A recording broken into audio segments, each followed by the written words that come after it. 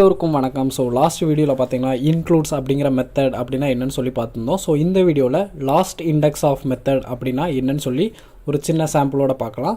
So நான் தேவையில்லாத எல்லாத்தையுமே ரிமூவ் பண்ணிக்கிறேன். ஓகேங்களா?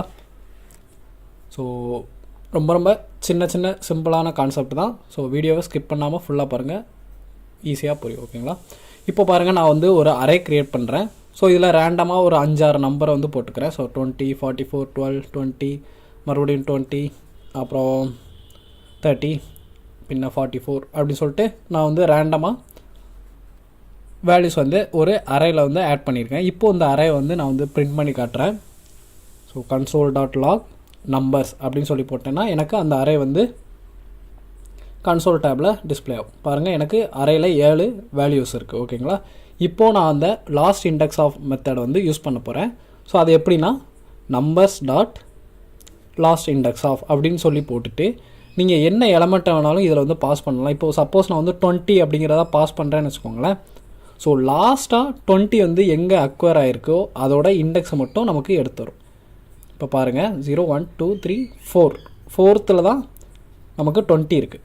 கரெக்டாக? ஸோ 4th எலமெண்ட்னால நமக்கு அதோட இண்டெக்ஸ் வேல்யூ வந்து நமக்கு பிரிண்ட் பண்ணி காட்டியிருக்கு. இப்போ நான் ஒரு 20 வந்து தூக்குறேன். அப்போ என்ன வரும்? லாஸ்ட் இண்டெக்ஸ் வந்து 30 அப்படிங்கிறதுனால 3 தேர்ட் இண்டெக்ஸில் இருக்கனால நமக்கு 3 அப்படின்னு சொல்லிட்டு நமக்கு டிஸ்பிளே ஆகும். ஓகேங்களா? ஸோ இதோட எக்ஸ்ப்ளனேஷன் சொல்கிறேன். Returns last index of an element in array. ஓகேங்களா? ஸோ லாஸ்ட்டாக என்ன இருக்கோ அதை வந்து ரிட்டர்ன் பண்ணும். இருந்துச்சுன்னா இண்டெக்ஸ் வேல்யூ ரிட்டர்ன் பண்ணும், இல்லைன்னா -1 அப்படிங்கிற வேல்யூ வந்து ரிட்டர்ன் பண்ணும். ஓகேங்களா? இப்போது 2-3 இதை பாஸ் பண்ணலாம். ஸோ 12 அப்படிங்கிற வேல்யூ வந்து நான் பாஸ் பண்ணுறேன். ஸோ இது எத்தனை இடத்துல இருக்குது அப்படின்னு சொல்லி பார்க்கலாம்.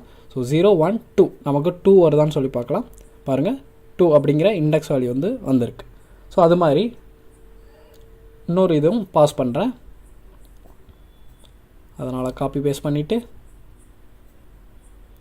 இப்போ இதில் 44 வந்து பாஸ் பண்ணுறேன். ஸோ லாஸ்ட்டாக இருக்கனால நமக்கு கால்குலேட் ஆக தான் பார்க்கலாம். ஸோ 0 1 2 3 4 5. ஸோ 5th இண்டெக்ஸில் இருக்குது. அதனால் நமக்கு 5 அப்படின்னு சொல்லி வேல்யூ வந்து வந்திருக்கு.